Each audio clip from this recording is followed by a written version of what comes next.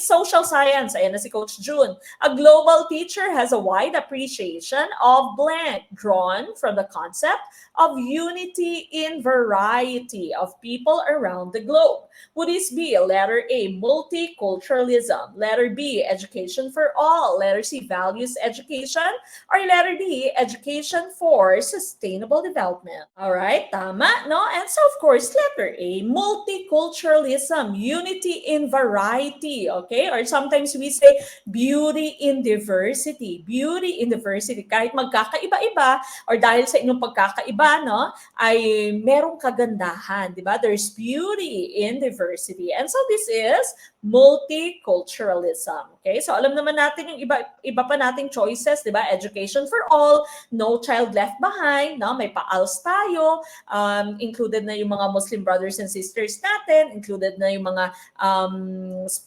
students with special needs natin, indigenous peoples natin, andyan na, no? Values education, meron tayong pa GMRC, and of course, we have your education for sustainable development. Okay? So, hindi lamang, kumbaga, all cognitive, hindi lamang para sa utak lahat ng ating tinuturo, but we also are advocating values. Okay? So, values din tinuturo, especially kung paano po alagaan ang Mother Nature, no? Dito sa ating sustainable development.